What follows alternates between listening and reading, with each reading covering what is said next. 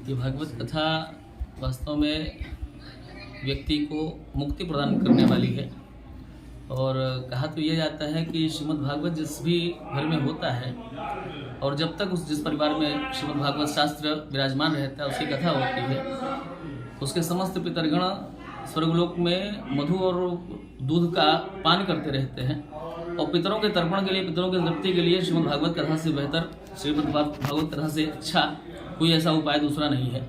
और ऐसा दिव्य भव्य आयोजन से जायसवाल परिवार के सौजन्य से हुआ है। अभी कलश यात्रा हुआ, कलश यात्रा के लिए क्या कहना चाहेंगे और इस कथा के लिए क्या कहना चाहेंगे? कलश यात्रा तो देखिए ये शोभा यात्रा है और भागवत जी की शोभा से ही हम सबकी शोभा है। चूंकि ठाकुर जी की शोभा से ही जीव की शोभा होती है, परमात्मा की शोभा है तो हम लोगों की शोभा है। और उस शोभा यात्रा में बहुत ही अच्छे ढंग से बढ़ चढ़ के लोगों ने हिस्सा लिया और बड़े उत्साह के साथ इस शोभा यात्रा का आनंद लिया। और अग्रिम 7 दिनों तक यहाँ पर श्रीमद् भागवत कथा की सुधा की वर्षा होगी और सभी लोग उसमें आनंद लेंगे, गोता लगाएंगे और आनंद बरसेगा। धर्म प्रिय श्रद्धालु जो है इसे आप क्या अपील करना चाहेंगे इस कथा को लेकर? नहीं, इस कथा को लेकर के मैं तो चाहता हूँ कि इस कथा की इतनी महिमा है कि इस कथा को श्रवण करने मात्र से कहा जाता है सद्यो हृदय वरुद्ध तेत्र शुश्रूषित तत्क्षणात्। मतलब श्रीमद् भागवत कथा श्रवण करने का जिस दिन से आपने मन बना लिया उस दिन से भगवान सद्यो हृदय वरुद्ध तेत्र, भगवान हृदय में अवरुद्ध हो जाते हैं। अवरुद्ध होना है और विराजमान होने में अंतर है। अवरुद्ध होने का मतलब भगवान आकर के आपके हृदय में बंध जाते हैं और बंधन प्राप्त हो जाता है ठाकुर जी को। इसलिए इस कथा को श्रवण मात्र अभी इच्छा हुई है, उसके बाद बंध गए, और जब जिसने श्रवण कर लिया उसका तो जीवन धन्य हो जाता है।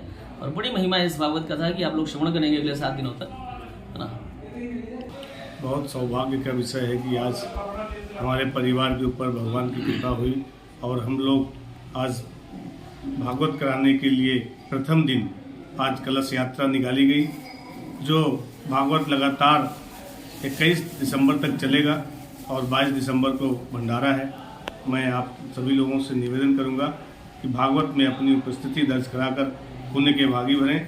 और चूँकि हमारे मित्र रहे हमारे पद्मेश जी, इसलिए उनका आशीर्वाद भी आज से हम लोगों को मिलना शुरू होगा और लगातार 7 दिन तक मिलेगा। इसी सब बातों के साथ मैं आप सभी लोगों को फिर से अपील करता हूं कि आप लोग कथा में आकर पुण्य के भागी बने। आपके यहाँ भगवत कथा का समय क्या है? समय 3 बजे से 6 बजे तक।